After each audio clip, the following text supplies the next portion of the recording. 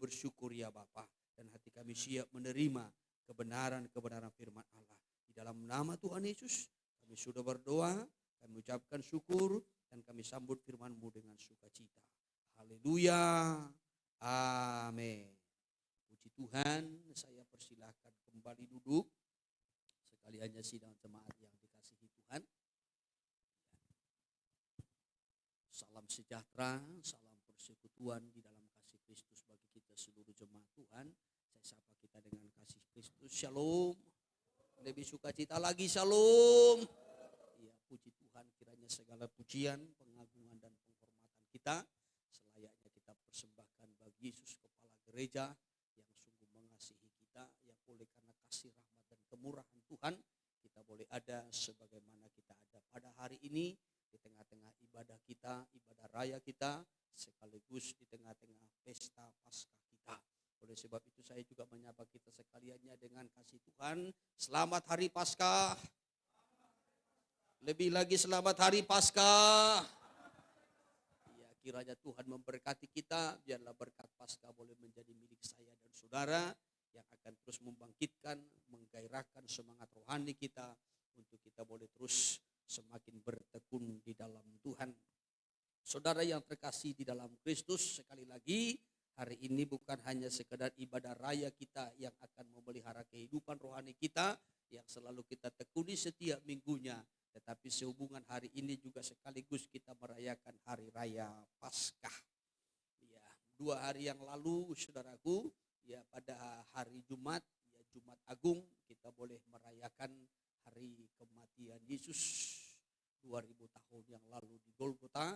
Tetapi pada hari ini kita merayakan hari Paskah ataupun kebangkitan Kristus. Ia bangkit dari maut, ia bangkit dari kematian, telah mengalahkan maut, bahkan juga sangat maut, serta mengaruniakan kemenangan itu bagi setiap kita yang percaya. Saudara yang terkasih di dalam Tuhan, saya akan memberikan tema bagi kita pada hari ini adalah kuasa kebangkitannya mengubah jalan hidupku. Yang dikutip dari kitab Roma pasal yang ke-8 dari ayatnya yang ke-11. Bahkan sebentar sore juga KKR Paskah yang kita selenggarakan di tempat ini juga dengan tema yang sama. Iya, saya harap kiranya kita betul-betul memperhatikan firman Tuhan sehingga berkat daripada firman Tuhan, berkat Paskah boleh menjadi milik kita. Ya, jadi kebangkitan Yesus bukan hanya sekedar bangkit ataupun hidup, tetapi kiranya kebangkitannya itu akan membawa keubahan dalam hidup kita. Ya. Kitab Roma pasal yang ke-8 dari ayat yang ke-11, saya ajak kita memperhatikan langsung ayat ini. Demikian firman Tuhan. Ya. Dan jika roh Dia yang telah membangkitkan Yesus dari antara orang mati Terus, diam di dalam kamu, ya. maka Ia yang telah membangkitkan Kristus Yesus dari antara orang mati Terus, akan menghidupkan juga tubuhmu yang fana itu ya. oleh rohnya yang diam di dalam Nah, kamu. dikatakan dalam ayat yang ke-11 ini bahwasanya jika roh Dia menunjukkan kepada roh Allah, itulah Roh Kudus yang telah membangkitkan Yesus dari antara orang mati. Sebelum saya lanjutkan, siapa yang membangkitkan Yesus dari kematian? Siapa yang membangkitkan Yesus dari kematian? Roh Kudus ataupun Roh Allah, Roh Kristus. Maka dikatakan di sini sekali lagi, dan jika roh Dia, Roh Allah, Roh Kristus ataupun Roh Kudus yang telah membangkitkan Yesus dari antara orang mati. Jadi sangat jelas yang membangkitkan Yesus itu adalah Roh Allah sendiri, Roh Tuhan sendiri ataupun Roh Kudus. Lalu dilanjutkan, diam di dalam kamu, berdiam di dalam saya dan saudara. Dalam terjemahan sekarang, kalau kita lihat nanti dalam terjemahan lain dikatakan, kalau roh itu hidup di dalam kamu. Ya, kalau ia hidup di dalam kamu, maka ia ataupun roh itu Roh Kudus itu yang telah membangkitkan Kristus Yesus dari antara orang mati akan menghidupkan juga tubuhmu yang panah itu oleh rohnya yang diam di dalam kamu. Jadi kalau Roh Kudus itu membangkitkan Yesus dari kematian dan roh itu berdiam di dalam kita, hidup di dalam kita, maka roh itu juga akan menghidupkan kita kembali, saudaraku, dari kematian. Artinya setelah kita mati nanti, saudara, sebelum Yesus datang, maka Roh Kudus itu akan menghidupkan kita, membangkitkan kita kembali untuk kita dibawa masuk dalam kemuliaan Allah, sorga yang kekal. Haleluya. Saya kutip dalam terjemahan firman Allah yang hidup sebentar. Dalam terjemahan firman Allah yang hidup. Demikian. Ya. Dan apabila roh Allah Ya. yang membangkitkan Yesus dari antara orang mati. Roh Allah yang membangkitkan Yesus dari antara orang mati terus. Hidup di dalam Perhatikan, saudara. hidup di dalam saudara. Jadi kalau Roh Kudus itu hidup di dalam saya dan saudara. Tidak hanya kita percayai, tetapi hidup. Amin. Roh Kudus itu tidak hanya kita percayai. Saya percaya semua orang Kristen mempercayai Roh Kudus itu adalah roh Allah. Saya percaya semua orang Kristen mempercayai Roh Kudus itu adalah Allah sendiri. Dia adalah Tritunggal. Bapa, Anak, dan Roh Kudus adalah satu. Tetapi Roh Kudus itu tidak hanya sekedar dipercayai, tetapi dikatakan kalau roh itu diam di dalam kamu. Kalau roh itu hidup di dalam kamu. Baru-baru ini saya sampaikan, kalau dikatakan hidup, berarti hidup itu berfungsi. Apa? Fungsi. Kalau dikatakan jemaat yang hidup, berarti jemaat yang berfungsi. Kalau dikatakan tubuh yang hidup, berarti tubuh itu berfungsi. Ya. Tubuh saya ini berfungsi karena hidup. Kalau andai kaki saya ini sebelah mati, yang sering disebutkan dengan mati sebelah. Andai tangan saya ini mati sebelah, maka dia tidak berfungsi. Andai telinga saya ini mati sebelah, maka ia tidak berfungsi. Maka yang berfungsi hanya yang sebelah lagi. Kalau dia hidup. Ya. Kalau jari-jari saya ini hidup, dia berfungsi. Dia bisa bergerak, dia bisa menggenggam. Kalau tangan saya ini hidup, maka dia berfungsi. Dia bisa beraktivitas, dia bisa berbuat, dia bisa melakukan sesuatu karena dia hidup. Kalau Roh Kudus itu hidup di dalam kita, berarti Roh Kudus itu berfungsi. Haleluya. Haleluya. Dia berfungsi menuntun hidup kita. Dia berfungsi mengarahkan perjalanan rohani kita. Dia berfungsi berotoritas, berkuasa sepenuhnya atas hidup kita. Baik hati kita maupun juga pikiran kita. Itu yang dikatakan apabila roh itu hidup di dalam kamu. Jadi tidak hanya dia kita percayai. Tidak hanya sekedar dia hadir. Tetapi dia hidup. Saya sudah mengawali tadi. Semua orang percaya. Pasti yakin Roh Kudus itu adalah Allah Tritunggal. Tetapi adakah roh itu hidup di dalam kita?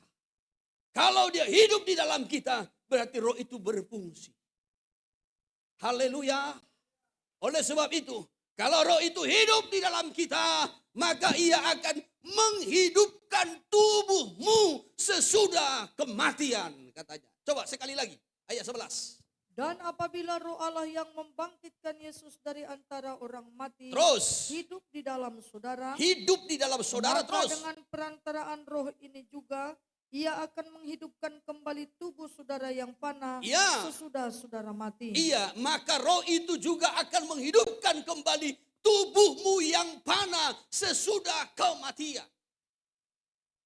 Saya tarik sedikit ke belakang. Dalam ibadah Jumat Agung saya sampaikan bahwasanya semua manusia telah berbuat dosa dan telah kehilangan kemuliaan Allah. Upah dosa ialah maut, kematian. Jadi karena semua manusia, baik yang tua, yang muda, sampai kepada anak-anak, bahkan bayi sekalipun, Alkitab mencatat dalam kitab Mazmur bahwasanya ketika aku dalam kandungan pun masih menjadi janin dalam kandungan ibuku, aku sudah dikandung di dalam dosa. Belum lahir pun sudah berada dalam benih dosa. Masih dalam kandungan pun sudah bertabiatkan dosa. Maka setiap manusia, apakah dia tua, muda, anak-anak, bayi, janin sekalipun di dalam kandungan sudah mengandung unsur dosa. Apakah dia laki-laki atau perempuan sudah mengandung unsur dosa. Dan upah dosa adalah maut ataupun kematian. Saudara yang terkasih, jadi seharusnya semua manusia yang sudah berdosa ini yang seharusnya menjadi bagiannya adalah kematian. Tidak hanya mati secara jasmani, tetapi juga berakhir dengan kematian secara rohani. Itulah kebinasaan ataupun maut. Yang seharusnya menjadi bagiannya adalah maut. Tetapi melalui kebangkitan Yesus Kristus yang dibangkitkan oleh kuasa Roh Kudus, dikatakan di dalam ayat 11 ini, kalau kita menerima kuasa kebangkitan itu, itulah Roh Kudus hidup di dalam kita. Setelah kita mengalami kematian secara jasmani, kita mendapat kesempatan, kita punya harapan untuk dibangkitkan kembali. Amin. Haleluya. Jadi tidak berakhir dengan maut, tidak berakhir dengan kebinasaan, tetapi kita beroleh kesempatan untuk dibangkitkan kembali. Maka dikatakan tadi dalam ayatnya yang ke-11 ini akan menghidupkan kembali tubuh saudara yang panah sesudah saudara mati. Jadi sesudah mati tidak berakhir dengan kebinasaan, sesudah mati tidak berakhir dengan maut. Tetapi kita beroleh kesempatan untuk mengalami kebangkitan sama seperti Yesus. Dan kita diberikan tubuh kemuliaan seperti Yesus dengan tubuh kemuliaan saat dia bangkit. Oleh kuasa Roh Kudus. Haleluya. Haleluya. Jadi tidak hanya mengubah kematian itu menjadi hidup. Tidak hanya mengubah maut itu menjadi kehidupan yang kekal. Menjadi kemuliaan yang kekal. Tidak. Tetapi melalui kuasa kebangkitan Kristus, jalan hidup kita, tujuan hidup kita, arah hidup kita juga mengalami pembaharuan. Maka saya memberikan temanya tadi, kuasa kebangkitannya mengubah jalan hidup. Jadi melalui kuasa kebangkitan Kristus, itulah kuasa Roh Kudus. Melalui kebangkitan Kristus, dari kematian, jalan hidup kita pun diubah. Apa yang diubah? Yang pertama-tama, melalui kuasa kebangkitan, ia akan mengubahkan rasa takut kita menjadi keberanian. Rasa takut menjadi keberanian. Itu yang pertama. Jadi dari rasa takut menjadi berani. Kalau kitab Ibrani mencatat manusia paling takut terhadap kematian. Manusia paling takut terhadap maut. Karena takutnya lah manusia mati, maka manusia selalu berusaha dengan caranya untuk menghindari kematian. Dengan cara bagaimana menjaga kesehatan. Dengan cara bagaimana menjaga pola hidup. Menjaga pola makan. Pokoknya semua pola dijaga.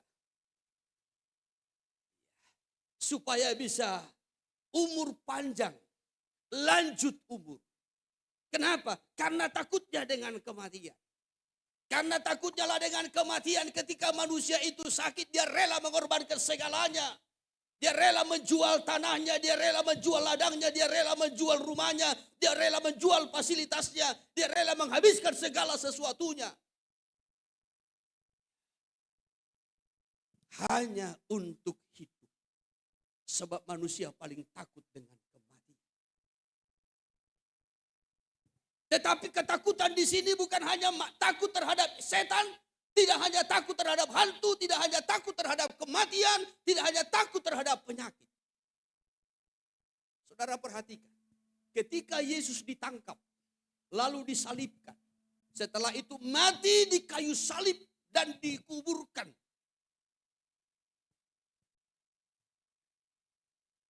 Pada Jumat atau hari Jumat. Itu yang kita rayakan Jumat Agung. Setelah itu masuk pada hari Sabtu, Sabat dalam tradisi Yahudi. Setelah itu masuk pada Minggu, hari pertama. Ya, dikatakan pada Minggu. Pada waktu itu, murid-murid sedang berkumpul di suatu tempat, di suatu ruangan. Lalu mereka mengunci pintu-pintu itu dengan begitu rapat. Kenapa demikian? Karena mereka sangat ketakutan.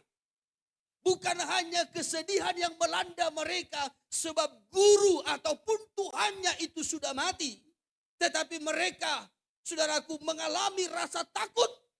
Takut imbas.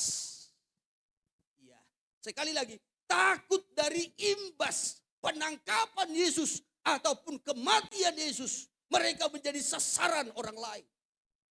Karena itu mereka berkumpul di satu tempat dengan pintu-pintu yang terkunci karena takutnya. Tetapi ketika Yesus bangkit, maka rasa takut itu berubah menjadi sukacita. Ketika Yesus bangkit, maka rasa takut itu berubah menjadi keberanian. Injil Yohanes pasal yang ke-20. Kalau kita membaca dimulai dari ayatnya yang ke-19. Demikian firman Tuhan. Ya.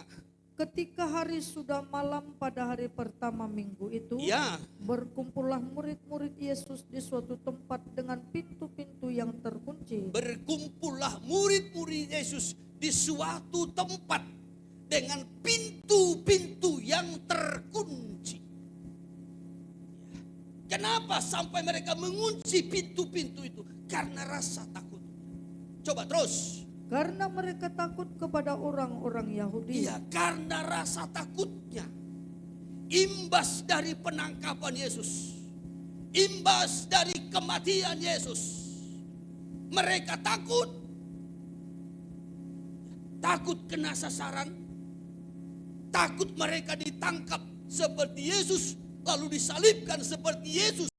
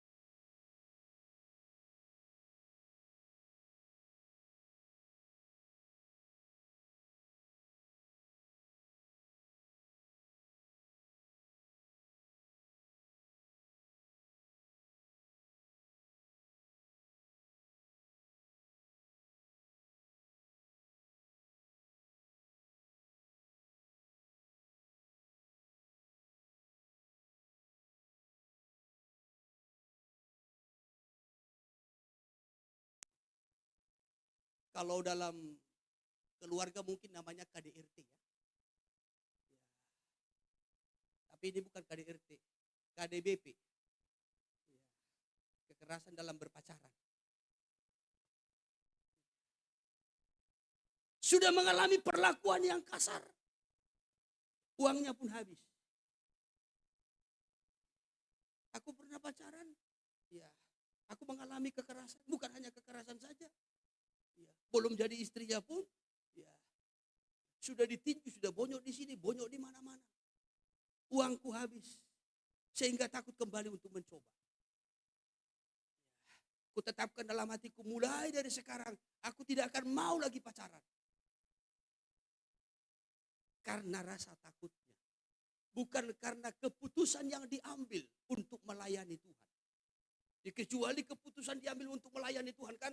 Aku tidak mau pacaran, menikah pun tidak. Karena aku mau fokus sepenuhnya untuk melayani Tuhan. Karena aku tahu kedatangan Tuhan tidak akan lama lagi. Aku mau lebih mempersiapkan diri untuk menyambut Maranatha. Oh, mantap, luar biasa. Ya. Tetapi mengambil keputusan bukan karena demikian. Tetapi mengambil keputusan karena rasa takutnya. Ya. Karena trauma. Karena takut terulang kembali.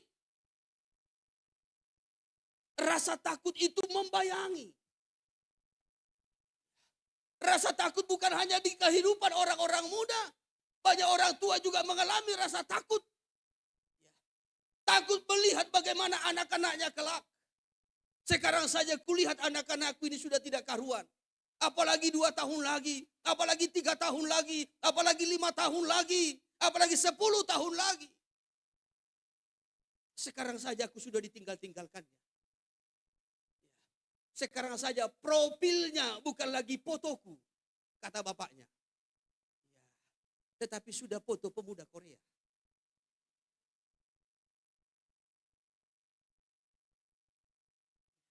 Sekarang profil di foto di HP-nya bukan lagi fotoku, kata ibunya. Tetapi sudah foto Boru Sinaga. Saudara yang terkasih, rasa takut. Apalagi mau Boru Sinaga, mama Tuhan. Sotung. Ya ada bagaimana hata nama dokon Boru Sinaga, sihut tirere.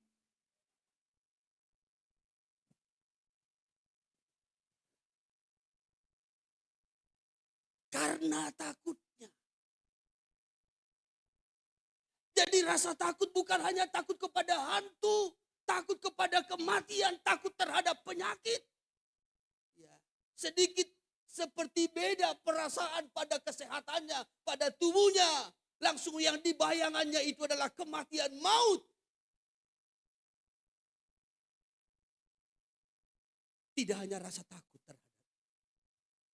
Ada banyak manusia mengalami rasa takut. Dan rasa takut itu membayangi hidupnya. Baik sebagai orang tua, baik sebagai orang-orang muda, bahkan siapapun kita. Ada banyak yang dibayangi oleh rasa takut. Takut tidak berhasil. Atau takut gagal. Karena melihat mungkin keluarga-keluarganya banyak yang mengalami kegagalan. Kegagalan dalam nikah rumah tangga. Kegagalan dalam ekonomi, kegagalan dalam mendidik, membesarkan anak-anaknya. Sehingga dia juga mengalami rasa trauma. Sebab selalu membandingkan dirinya dengan orang lain. Selalu membandingkan dirinya dengan keluarga-keluarga yang lain. Atau mungkin membandingkan dirinya dengan tetangganya. Sehingga rasa takut ini membayangi. Dan tidak sedikit orang yang menutup diri. Bahkan akan mengunci pintu terhadap orang lain. Ini yang dialami oleh para murid-murid. Ketika itu murid-murid berkumpul di satu tempat dengan pintu-pintu yang terkunci karena rasa takutnya. Tetapi saya mau sampaikan ketika Yesus bangkit dan Yesus hadir di situ. Walaupun pintu terkunci, tetapi dalam tubuh kemuliaan Yesus hadir. Kehadiran Yesus berkata begini, damai sejahtera bagimu. Maka rasa takut itu akan menyingkir ketika damai sejahtera Allah sudah hadir di tengah-tengah kita. Amin. Coba kita lanjutkan dulu. Yohanes pasal yang ke-20 tadi. Pada waktu itu datanglah Yesus dan berdiri di tengah-tengah mereka dan berkata, Ya, damai sejahtera bagi kamu. damai sejahtera bagi kamu. Kuasa kebangkitannya membawa damai sejahtera. Ya, maka ketika damai sejahtera dihadirkan, rasa takut itu menyingkir. Ketika damai sejahtera Allah itu dihadirkan, kecemasan itu menyingkir. Dalam kuasa kebangkitan dia berkata, damai sejahtera bagimu. Maka rasa takut itu berubah. Yang pertama-tama dari rasa takut berubah menjadi sukacita. Dari rasa takut nanti akan berubah menjadi keberanian. Roh keberanian itu. Coba terus lanjutkan. Dan sesudah berkata demikian, Ya, terus. ia menunjukkan tangannya dan lambungnya kepada mereka. Ya, terus. Murid-murid itu bersukacita ketika mereka melihat Tuhan. Murid-murid itu responnya bersukacita. Rasa takut itu berubah menjadi, sekali lagi rasa takut itu berubah menjadi ketika melihat Yesus dalam kuasa kebangkitannya. Maka kuasa kebangkitan Kristus itu akan mengubah rasa takut kita, ketakutan kita menjadi keberanian, memberikan roh keberanian.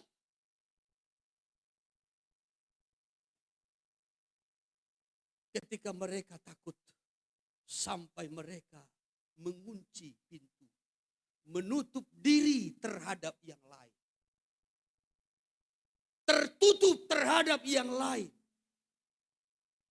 Tetapi di situ Yesus hadir dengan kuasa kebangkitannya, menghadirkan damai sejahtera. Ia berkata, damai sejahtera bagimu. Lihatlah ini aku, ini tubuhku.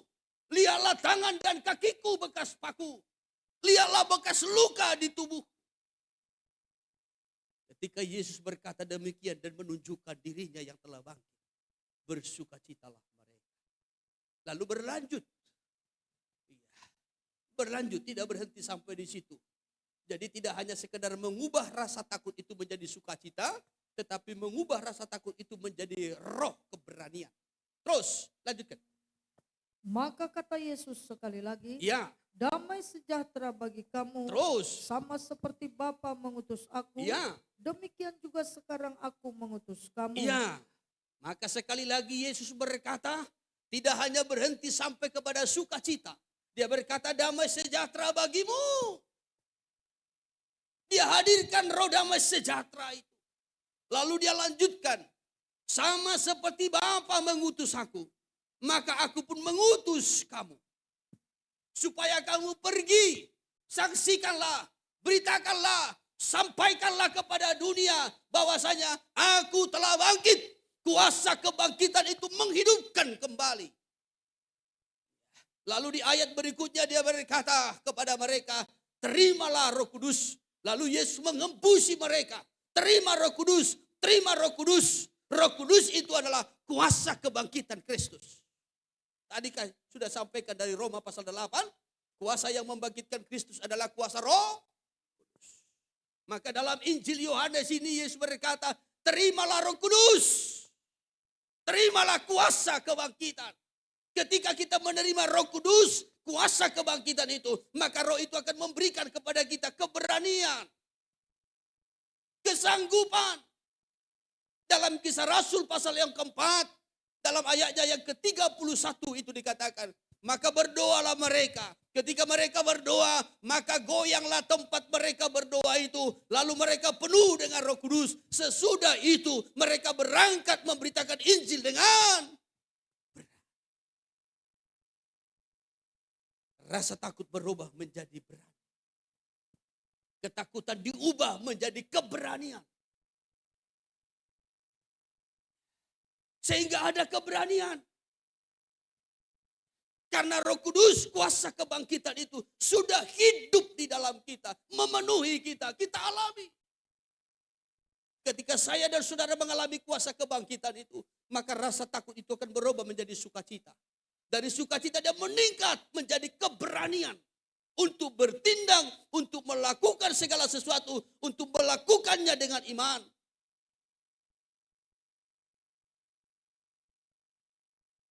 Itu yang pertama diubah. Kalau rasa takut membayangi kehidupan kita, perjalanan kita, baik kita sebagai orang tua, baik kita juga sebagai orang-orang muda, kita tidak akan pernah berani melangkah. Kita tidak akan pernah berani bersaksi. Kita tidak akan pernah berani menyatakan kebenaran. Ya, kita tidak akan pernah berani, ya saudaraku, untuk menceritakan perbuatan-perbuatan Tuhan yang besar dan ajaib. Tapi ketakutan itu diubah menjadi keberanian. Itu yang pertama. Yang kedua, kuasa kebangkitan Kristus itu mengubah jalan hidup. Apa yang diubah? Kegagalan menjadi pengharapan. Apa? Kegagalan menjadi pengharapan. Sebentar kita akan melihat dalam Injil Lukas pasal yang ke-24 dari ayat 13 sampai kepada ayat 35. Saudara yang terkasih di dalam Tuhan. Ketika Yesus mati, disalib, lalu dikubur. Dan pada minggu itu, hari pertama minggu itu dia bangkit. Tetapi ketika dia bangkit, belum banyak orang yang menyaksikan kebangkitannya. Ia belum menampakkan diri kepada banyak orang. Tetapi orang-orang yang selama ini mengikut dia, orang-orang yang selama ini percaya, orang-orang yang selama ini, ya, saudaraku, berharap kepada dia dan menempatkan dia sebagai pengharapannya satu-satunya yang akan menolong hidupnya, bangsanya, keluarganya. Tetapi ketika mendengar dan juga mungkin menyaksikan Yesus telah mati, bahkan dikubur, pupuslah harapannya.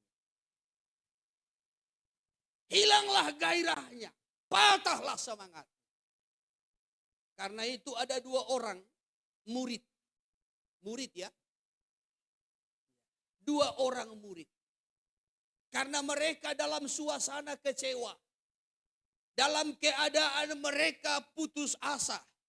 Dalam kondisi mereka menganggap sudah gagal.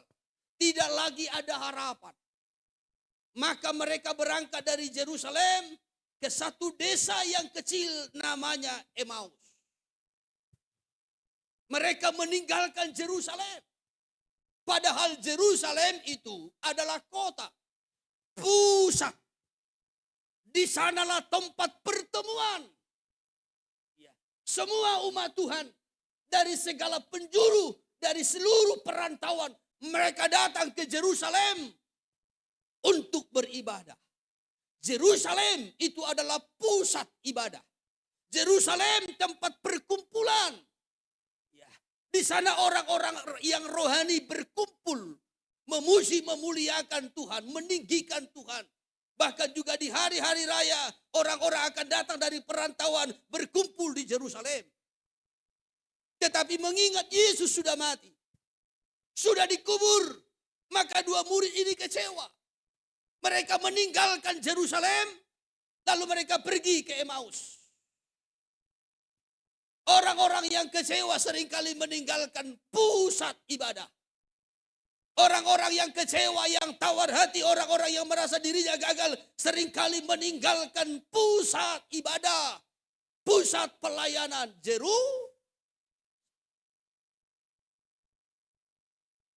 Apakah saudara pernah kecewa?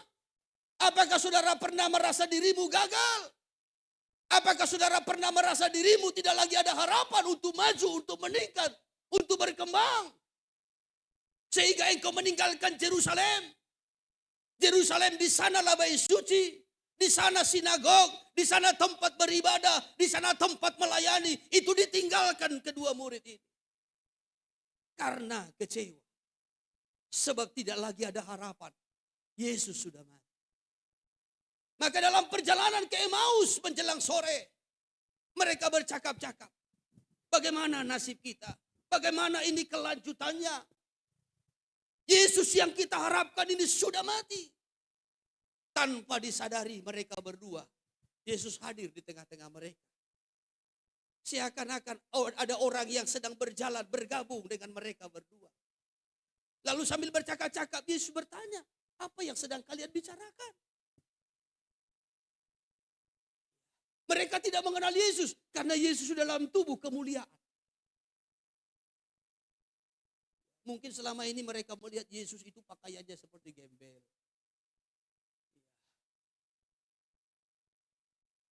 Tetapi dengan tubuh kemuliaan, Yesus jalan sama dengan mereka. Yesus bertanya, apa yang sedang kalian bicarakan? Maka mereka berkata, apakah engkau satu-satunya manusia di daerah ini yang tidak tahu cerita tentang Yesus? Yang telah ditangkap, yang telah disalibkan, bahkan mati. Dia adalah nabi. Dia orang yang berkuasa, baik dalam perkataan maupun juga dalam perbuatannya. Dia menyembuhkan orang yang sakit, melepaskan orang yang terikat, yang kerasukan, membangkitkan orang yang mati, mengadakan mujizat, mengubah air yang biasa menjadi anggur, memberikan makan 5.000 orang hanya dengan 5 roti 2 ikan. Padahal, kedua murid ini berkata, padahal dialah satu-satunya harapan kami yang akan membebaskan bangsa kami. Ya, orang Israel ini, orang Yahudi ini dari kekuasaan Romawi. Yang pada waktu itu Israel berada dalam kekuasaan Romawi, kerajaan Romawi. Dia satu-satunya harapan kami yang akan membebaskan, melepaskan kami. Tetapi ternyata dia ditangkap, dia mati, dia dikubur. Maka pupuslah harapan kami, gagallah rencana kami, gagallah kerinduan kami, gagallah impian kami. Tapi kuasa kebangkitan mampu mengubah kegagalan menjadi pengharapan. Haleluya. Lukas pasal 24 saya kutip. Lukas pasal 24. Haleluya. Mari saya kutip beberapa ayat saja. Coba saya kutip dari ayatnya yang ke-18. Demikian firman Tuhan. Ya. Seorang dari mereka namanya Kleopas menjawabnya, Ya. adakah engkau satu-satunya orang asing di Yerusalem Ya, terus. yang tidak tahu apa yang terjadi di situ pada hari-hari belakangan ini? Ya, terus. Katanya kepada mereka, apakah itu? Apa itu? Jawab mereka, Ya. apa yang terjadi dengan Yesus orang Nazaret? Terus. Dia adalah seorang nabi Ya. yang berkuasa dalam pekerjaan dan perkataan di hadapan Allah Terus. dan di depan seluruh bangsa kami. Apakah kau tidak tahu tentang Yesus? Padahal teman mereka bicara, Yesus sendiri. Nah, suara sih, sugari awi sih, na oto dulu kok. Mereka berkata kepada Yesus, tidakkah engkau tahu apa yang sedang terjadi? Apa yang sedang heboh? Kalau istilah sekarang, apa yang sedang viral? Yesus orang Nazaret itu, dia adalah nabi. Dia orang yang berkuasa baik dalam perkataan maupun juga dalam perbuatan, dalam tindakan. Dia melakukan perkara-perkara yang hebat, yang spektakuler, mujizat-mujizat di depan bangsa kami. Bahkan terus, lanjutkan dulu. Tetapi imam-imam kepala dan pemimpin-pemimpin kami telah menyerahkan dia untuk dihukum mati. Ya, terus. Dan mereka telah menyalibkannya. Tetapi imam-imam kami, tokoh-tokoh agama kami telah menyerahkan dia untuk dihukum mati. Dan mereka telah menyalibkannya. Ya, ini ayat yang penting. Terus lanjutkan. Padahal kami dahulu mengharapkan bahwa dialah yang datang untuk membebaskan bangsa Israel. Padahal kami dahulu mengharapkan bahwa dialah yang datang untuk membebaskan bangsa Israel. Dari mana?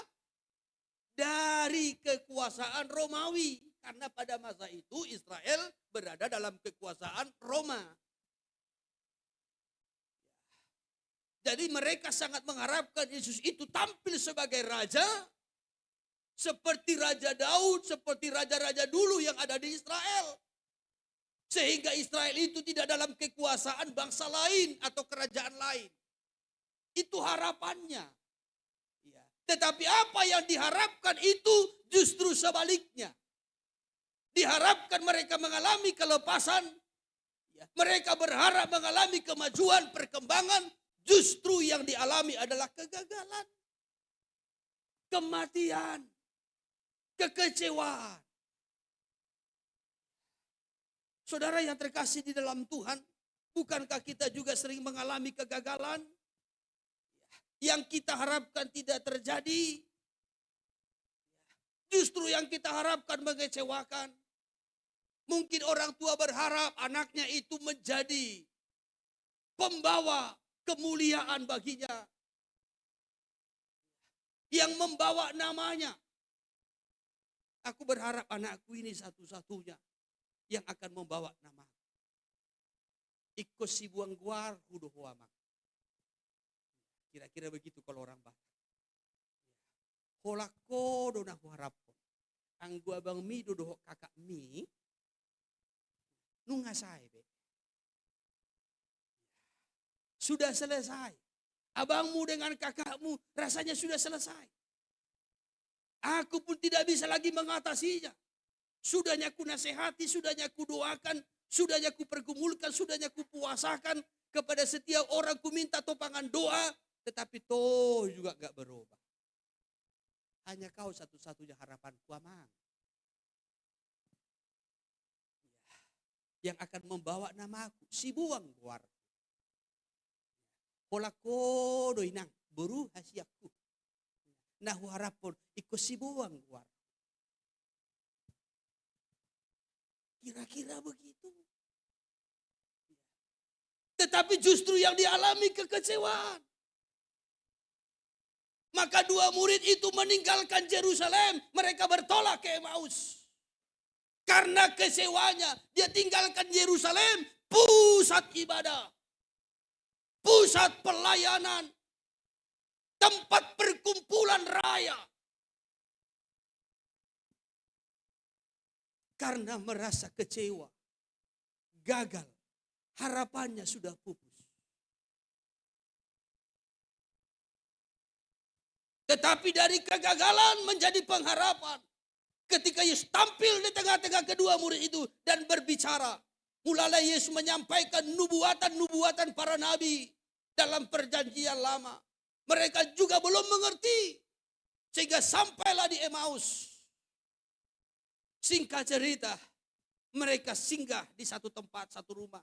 Lalu pada malam itu mereka makan bersama. Ketika mereka makan bersama, Yesus memecahkan roti dan memberikan kepada mereka untuk dimakan. Pada waktu itulah terbukalah mata mereka. Ternyata teman kita ini adalah Yesus yang sudah bangkit. Setelah mereka sadar, Yesus sudah hilang dari tengah-tengah mereka. Tapi kebangkitan Kristus itu memberikan semangat bagi mereka kembali. Akhirnya mereka kembali ke Yerusalem. Alkitab mencatat. Akhirnya mereka kembali ke Yerusalem. Ya. Mari saya kutip ayatnya yang ke-32 atau 31 dimulai. Demikian. Ya. Ketika itu terbukalah mata mereka. Terus. Dan mereka pun mengenal dia. Mengenal Yesus terus. Tetapi ia lenyap dari tengah-tengah mereka. Tetapi Yesus sudah lenyap dari tengah-tengah mereka. Terus kata mereka. Kata mereka seorang kepada yang lain. Ya. Bukankah hati kita berkobar-kobar? Terus. Ketika ia berbicara dengan kita di tengah jalan. Ya. Dan ketika ia menerangkan kitab suci kepada kita. Ketika dia berbicara kepada kita tentang kitab suci, tentang firman nubuat, roh kita, hati kita berkobar-kobar katanya. Namun sekarang dia sudah lenyap dari tengah-tengah kita. Namun, hasilnya terus Lalu bangunlah mereka dan terus kembali ke Yerusalem. Bangunlah mereka lalu kembali ke. Bangunlah mereka dan kembali ke kuasa kebangkitan Kristus. Mengubah kegagalan menjadi pengharapan. Tadi kegagalan membuat mereka kecewa. Kegagalan itu membuat mereka kehilangan arah. Kegagalan itu membuat mereka kehilangan tujuan yang sesungguhnya. Tetapi ketika mereka mengalami kuasa kebangkitan Kristus mengarahkan mereka kembali kepada tujuan yang sesungguhnya. Yerusalem.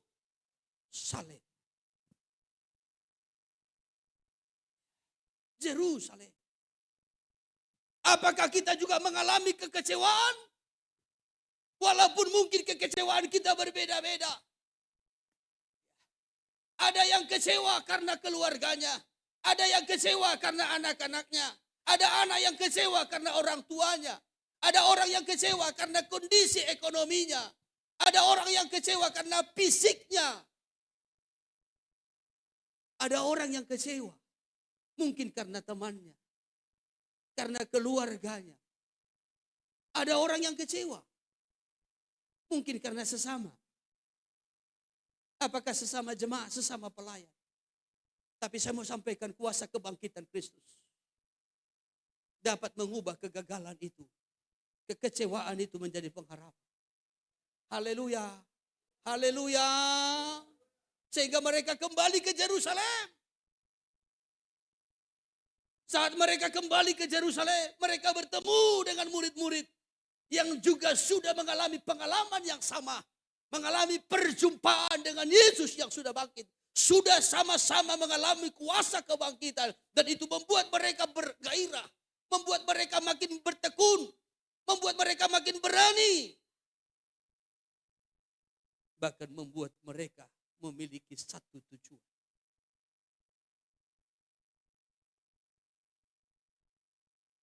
Untuk melayani Tuhan bersama-sama.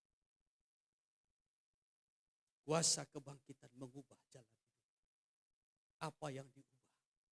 Ketakutan menjadi sukacita dan keberanian. Apa yang diubah? Kegagalan menjadi pengharapan. Dia beri pengharapan.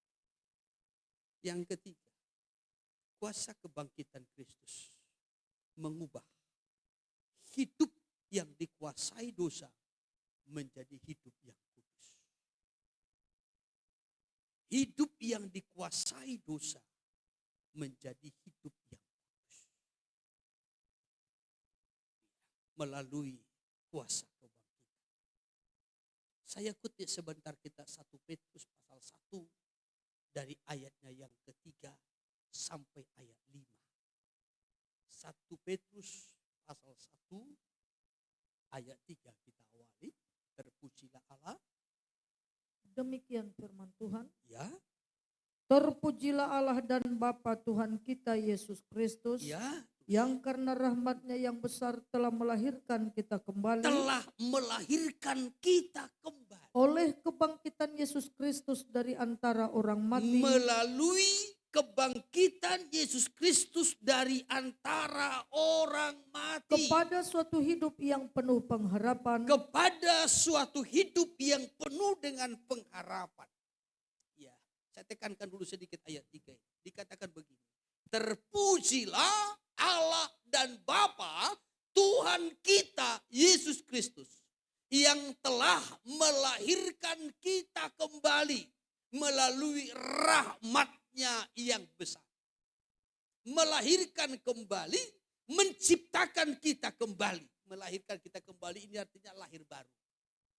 Membuat kita menjadi baru. Menciptakan kita menjadi manusia yang baru. Amin. Melalui kuasa kebangkitannya. Jadi kuasa kebangkitan itulah yang membuat kita menjadi manusia yang baru. Bukan manusia yang lama yang menuju kepada kebinasaannya. Tetapi manusia yang baru. Ya, nah ini kelanjutannya, ayatnya yang keempat. Ya, Manusia yang baru ini, menerima suatu bagian yang tidak dapat binasa. manusia yang baru ini akan menerima suatu bagian yang tidak dapat binasa. Berarti yang kekal. Amin. Kita hanya bisa menerima kekekalan itu kalau kita menjadi manusia baru. Kita menjadi manusia baru hanya dengan satu kuasa, yaitu kuasa kebangkitan Kristus. Jelas ya? Iya. Jadi kuasa kebangkitan Kristus itulah yang melahirkan kita menjadi manusia baru. Kalau kita sudah menjadi manusia baru, barulah kita layak menerima suatu bagian yang tidak dapat binasa ataupun yang kekal. Ya, dan yang tidak dapat cemar, tidak dapat dinajiskan. Ya, lalu dan yang tidak dapat layu, yang tersimpan di sorga bagi kamu. Tidak akan layu. Seberapa lama pun waktunya, tidak akan layu. Segala sesuatu yang ada di dunia ini, itu punya limit. Saudara lihat bunga di depan ini, cantik? Cantik? Cantik gak?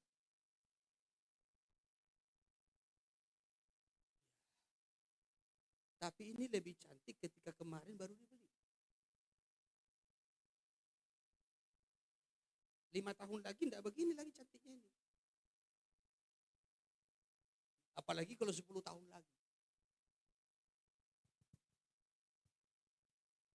Karena dia punya limit, batas. Walaupun ini bukan bunga hidup, apalagi kalau bunga hidup. Yang hidup lebih mudah? Hah? Yang hidup lebih mudah layu?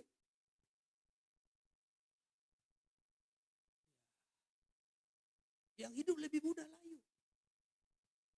Saudara hidup? Siap-siaplah cepat.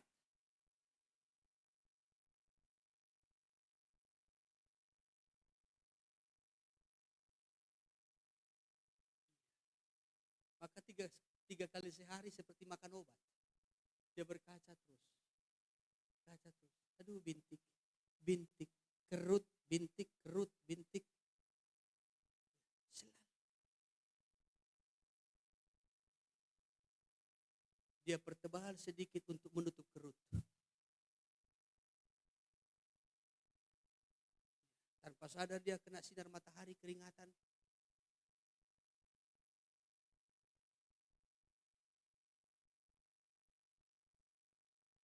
Dia tutup semua untuk menutup kerut dan bintik. Tanpa sadar dia mendengarkan khotbah tentang pertobatan, nangis dia. Meleleh semua. Baru terlihat aslinya. Semua yang di dunia ini layu. Orang-orang muda, ketika engkau melihat seseorang itu, na itu ano, ganteng na iya bangon. Itu akan layu. Dulu pemuda yang paling ganteng di pastori ini Pak Cinta. Sekarang kulihat sudah layu.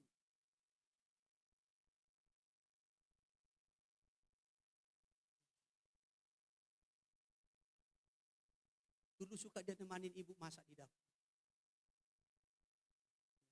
Sambil ngobrol. Layu. Bapak-bapak. Pasangan saudara dulu, cantik. Sekarang? Ya, cantik, tetap cantik. Ada yang berani merubah kata itu. Kalau saudara berani berubah kata itu, saudara sedang mencari masalah dengan dia.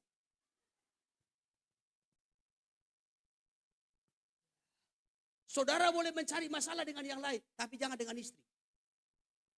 Paling susah. Ya.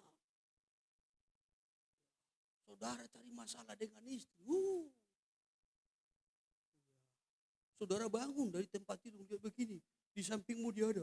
Matanya melotot begini.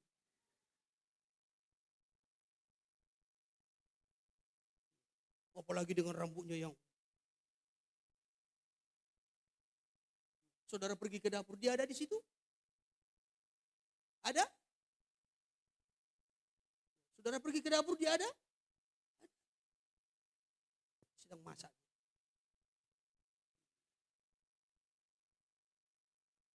Saudara mau ngomong apa? Jangan-jangan masakku nanti katanya.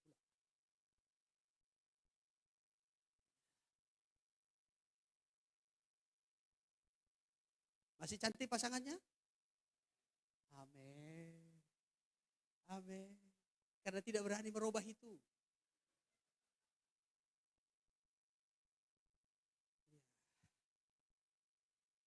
Bukan hanya garam nanti yang ditambah ke sayurnya.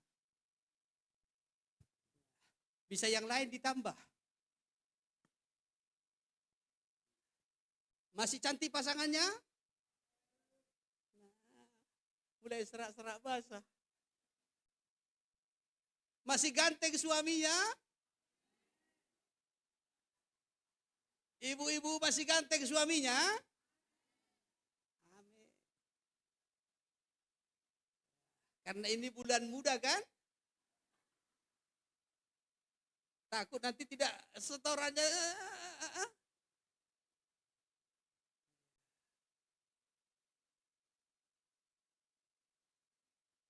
Tapi saya mau sampaikan, segala sesuatu yang ada di dunia ini akan layu.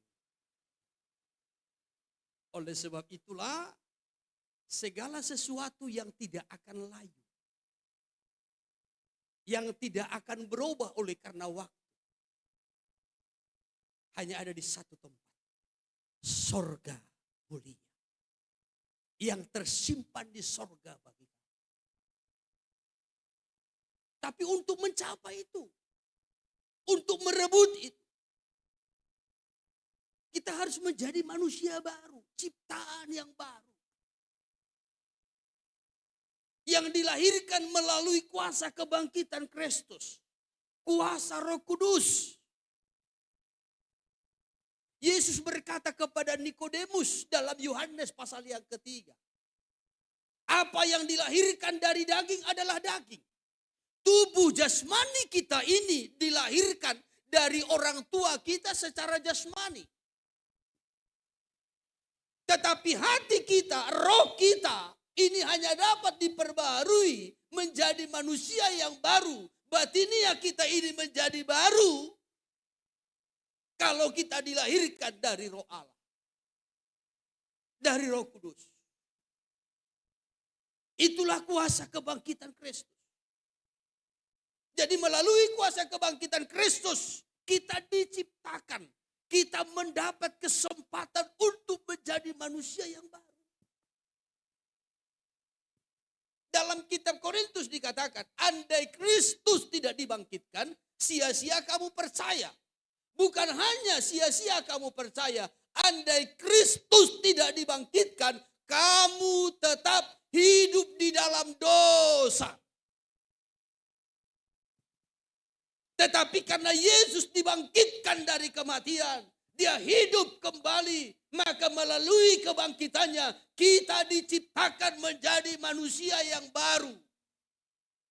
Dosa kita dihapuskan, kuasa dosa dikalahkan, pengaruh dosa itu ditaklukkan. 1 Korintus pasal 15 ayat 17. Demikian firman Tuhan. Ya. Dan jika Kristus tidak dibangkitkan, andai Kristus tidak dibangkitkan, ya, maka sia-sialah kepercayaan kamu. Sia-sialah kepercayaan kamu. Dan kamu masih hidup dalam dosamu. Kamu masih hidup dalam dosa. Iya. Jadi andai Yesus tidak dibangkitkan, semua manusia masih tetap dalam kekuasaan dosa. Dosa menyeret kepada maut, kematian. Tetapi melalui kuasa kebangkitan Kristus itu, kita diberikan harapan yang baru. Akan hidup yang kekal. akan kemuliaan kekal. Melalui kuasa kebangkitan Kristus. Tidak hanya sekedar memberikan harapan, tetapi juga menciptakan kita, menjadikan kita menjadi manusia yang baru. Bukan lagi manusia yang lama yang syarat dengan dosa. Manusia yang lama yang dikuasai, diperhamba oleh dosa. Tetapi melalui kuasa kebangkitan Kristus, kita diberikan kuasa untuk berkemenangan terhadap dosa.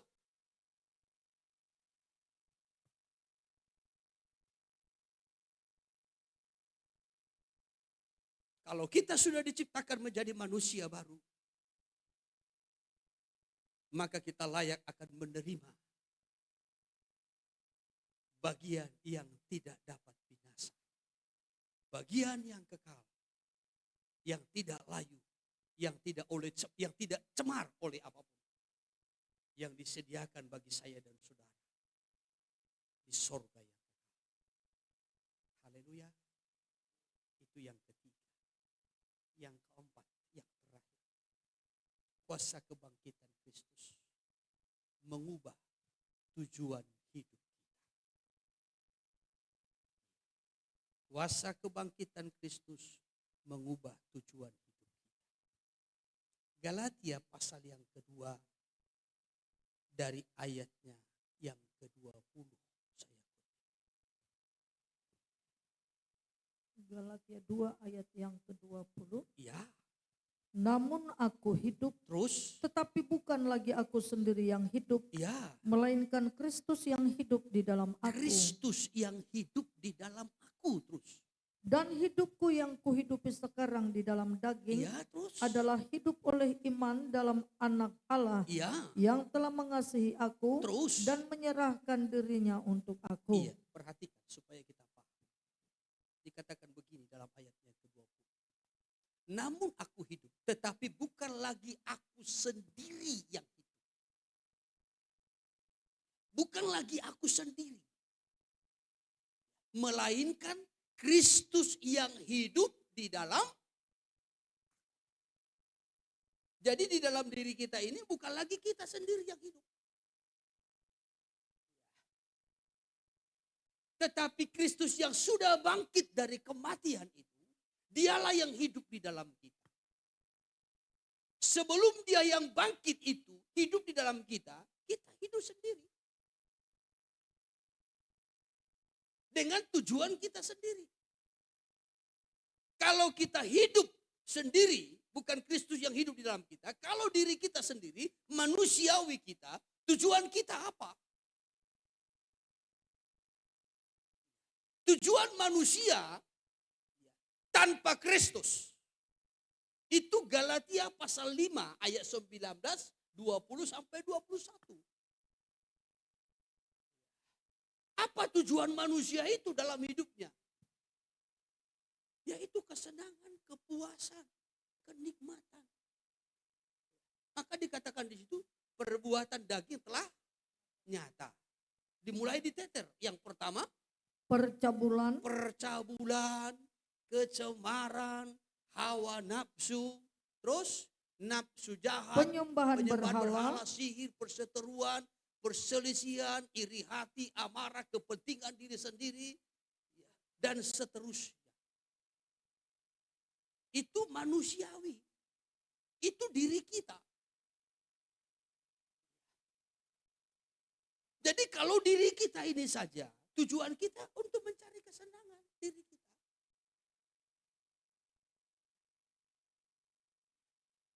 Sama seperti seseorang yang belum di dalam Tuhan. Dia hidup untuk kesenangannya. Untuk kenikmatan, untuk kepuasan. Saya pernah menyampaikan sama seperti kita orang Batak kan punya falsafah. Apa yang menjadi tujuan orang Batak? Hamoraon, Hagabeon, Hasanapon. Itu yang menjadi tujuannya, itu yang mau dicapai. Jadi kalau kita pribadi kita, yang kita cari itu tujuan hidup kita, ya bagaimana supaya kita senang. Ya. Nanti di hari tua kita juga senang. Kita bisa ongkang-ongkang kaki Semua sudah lengkap. Anak-anak kita sudah besar, sudah mandiri, ya, sudah terima warisan dari kita masing-masing. Mereka sudah mendapat bagian. Mereka bisa menikmatinya. Kita pun di masa tua kita bisa menikmati sisa dari apa yang sudah kita kumpulkan. Kan begitu biasanya manusia. Dia ingin menikmati kesenangan sekarang, dia ingin menikmati kesenangan besok. Tetapi sebagaimana Rasul Paulus berkata, hidupku ini bukan lagi aku. Kalau aku tujuanku kesenangan, kenikmatan. Itu yang menjadi kesenanganku. Tetapi hidupku ini bukan aku lagi, melainkan Kristus di dalam aku. Kalau Kristus di dalam aku berarti tujuan hidupku bukan lagi kesenanganku, tetapi bagaimana menyenangkan dan melayani Kristus Tuhan.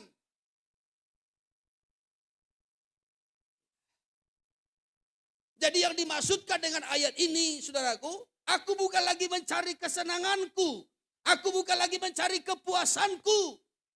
Setelah aku mengalami kuasa kebangkitan itu, yang ku cari bukan lagi kesenanganku, bukan lagi kepuasanku, bukan lagi keinginanku. Tetapi yang ku cari adalah kesenangan Tuhan, memberikan kemuliaan bagi Tuhan, melayani Tuhan. Maka dalam ayat lain dikatakan dalam kitab Filipi pasal yang ketiga,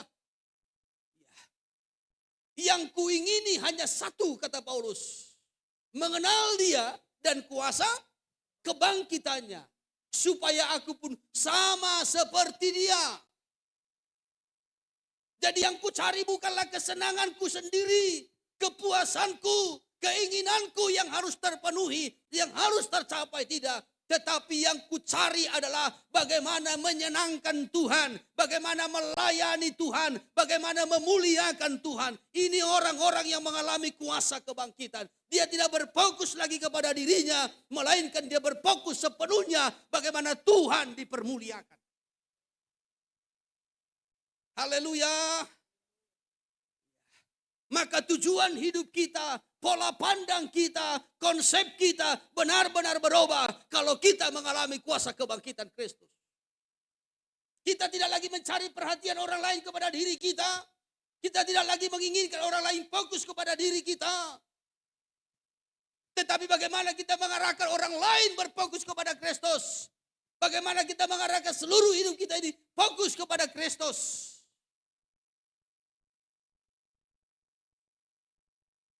Bukan lagi bagaimana supaya aku dihormati, supaya aku dihargai, supaya aku dipuji, supaya aku diutamakan. Tidak. Orang yang mengalami kuasa kebangkitan Kristus bukan lagi fokus pada diri, tapi pada Kristus. Itu yang dimaksud dengan ayat ini. Aku hidup, tetapi bukan lagi aku, melainkan Kristus. Fokusnya bukan lagi aku. Aku hidup, aku bekerja, aku berbuat, bukan lagi fokus kepada diriku, tetapi kepada Kristus. Aku melayani tidak fokus pada diriku lagi, tapi pada Kristus. Mengubah jalan hidup. Ketakutan diubah menjadi sukacita dan keberanian. Kegagalan diubah menjadi pengharapan. Sehingga kita kembali mengarahkan perjalanan kita ke Yerusalem dan merebut berkat Yerusalem. Mengubah hidup yang berada dalam kekuasaan dosa menjadi hidup yang kudus, hidup yang baru, ciptaan baru untuk layak menerima segala kemuliaan yang sudah dipersiapkan bagi kita. Dan yang terakhir, mengubah tujuan kita yang selama ini kita fokus pada diri kita. Tapi kuasa kebangkitan itu mengubah tujuan kita. Supaya kita fokus kepada Kristus Tuhan. Bukan lagi kesenangan kita. Bukan lagi kehendak kita. Bukan lagi apa yang kita rindukan. Tetapi apa yang Tuhan inginkan. Haleluya. Saya batasi firman-Nya sampai di sini. Kiranya Roh Kudus menolong kita. Tangkaplah berkat Paskah